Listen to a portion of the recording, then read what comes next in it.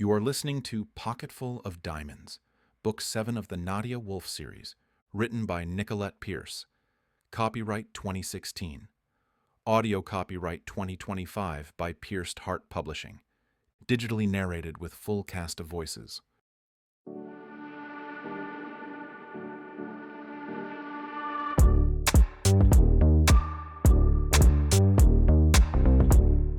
Chapter 10. Gwen was not going to keep her promise. Oh, she would leave. But she had a plan. Well, maybe not a plan, but an idea. One that she couldn't tell Ian because she knew he'd never agree. Gwen gazed upon the merry party as they sang songs in a language she couldn't understand. The pizza had long been eaten while the pollo and beer still flowed, their colorful dress clothes illuminated under the bright moon and millions of twinkling stars. There was no need for light when the sky worked its magic.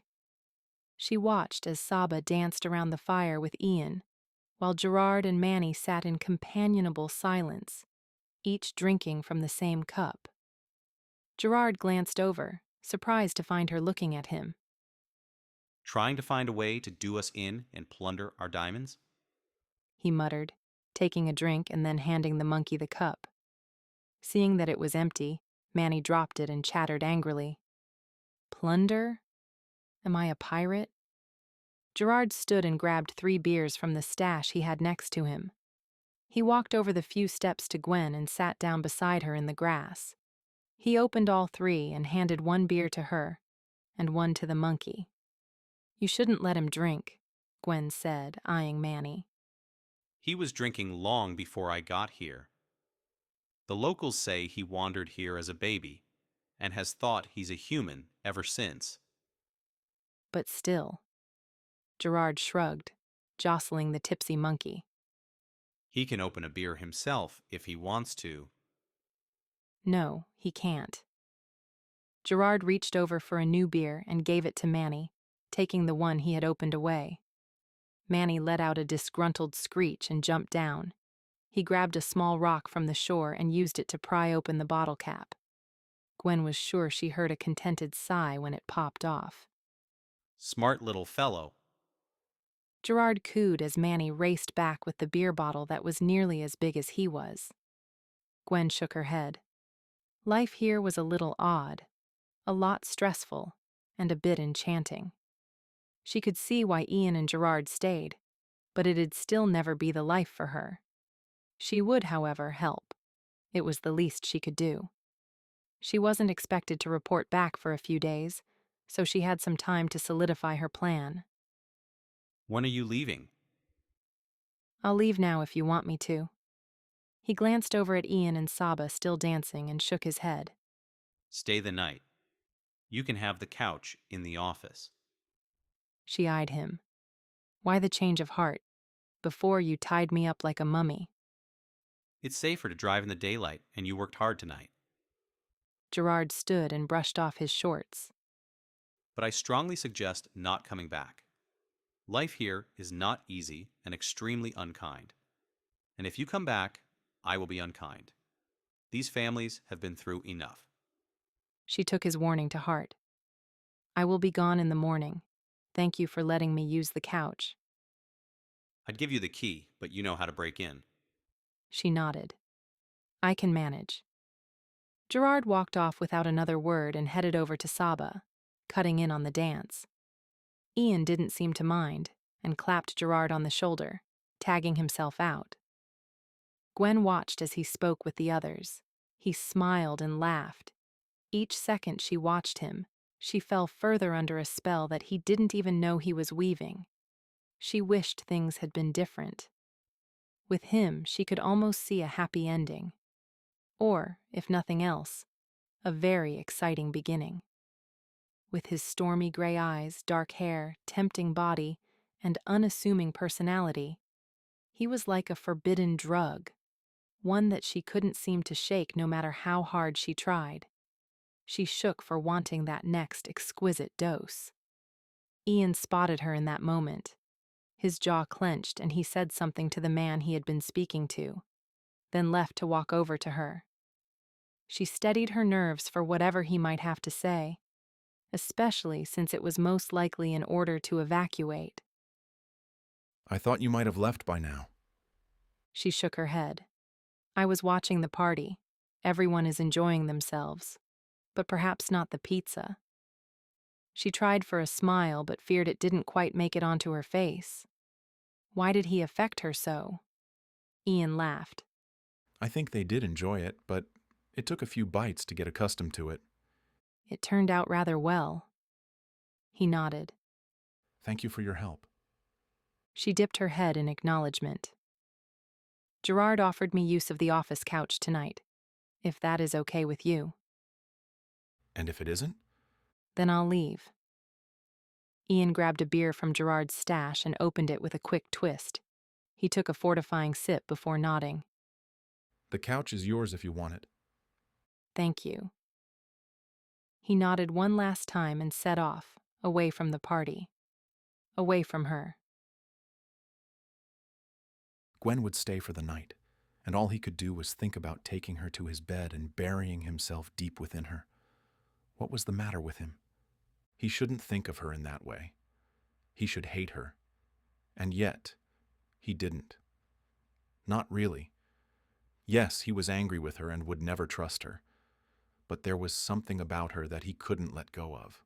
While they were making dinner, it had been almost too simple to forget how she nearly destroyed him in the village. They had worked in harmony, each moving around the other in sync, her body close to his as they worked in the small kitchen. Why couldn't the Gwen of tonight and the Gwen of his dreams be the Gwen of his future and not a thief? He shook his head to stop thinking of her and walked down the path that led home. Thankfully, he was beyond tired and would probably pass out as soon as he hit the bed. He wouldn't have to think another minute about her, and when he woke up, she'd be gone, just like last time. But as he finally fell into bed, kicking off the sheets because it was too damn hot, all he could think about was her.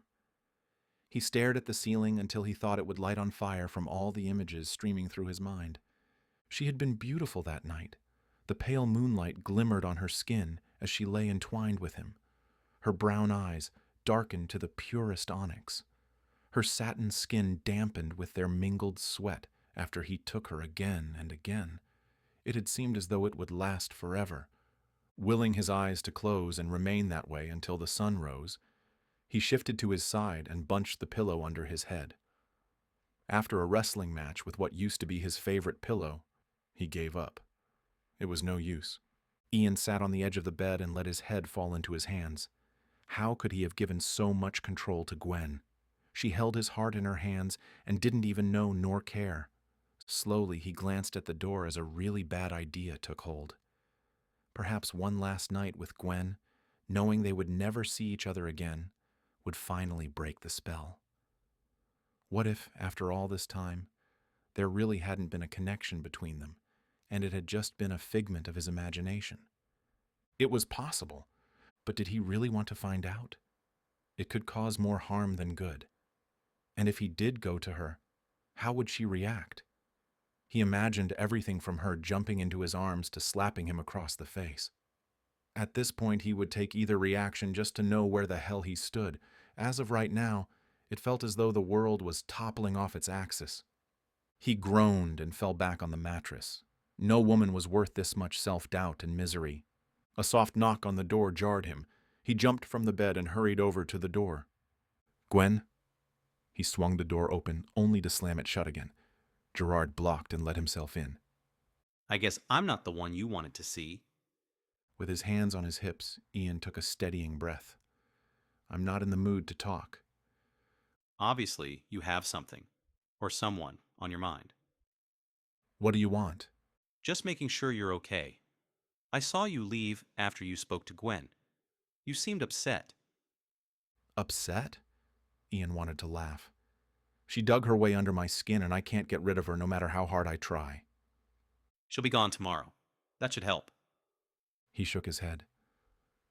"It didn't help last time, and it won't help this time either." Gerard plunked down a bottle of whiskey. A sleeping aid. Ian eyed the bottle. "Where did you get that?" Gerard smiled. I have my suppliers. Must have cost a pretty penny to ship it here. It's worth a good night's sleep.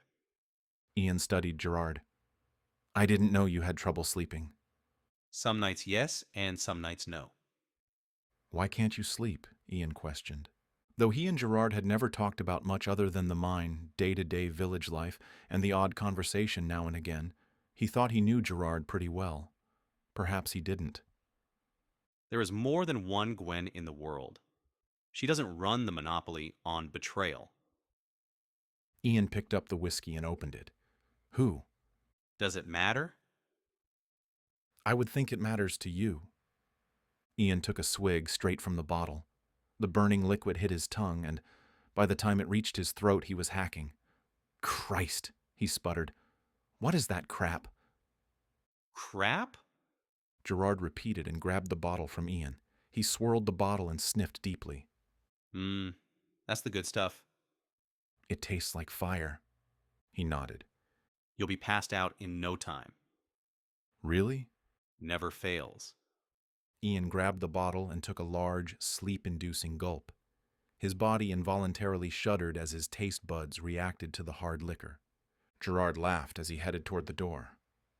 Sleep well? Before he shut the door, Ian said, Make sure Gwen gets to the office okay. I don't want to have to worry about her. She's already tucked in. Ian eyed Gerard. Tucked in? And you would know this how? I saw her leave the party, and I followed her to make sure she wouldn't cause any problems.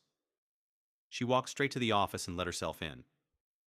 I peeked in the window to make sure she wasn't rummaging through the office or hacking the computer. Ian hadn't even thought of protecting the computer and files. Maybe I'd better go over there and take the computer. I wouldn't bother.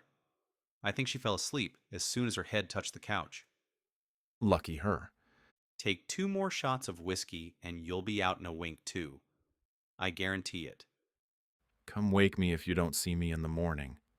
He swallowed the 2 additional gulps of whiskey and crawled into bed, waiting patiently for oblivion.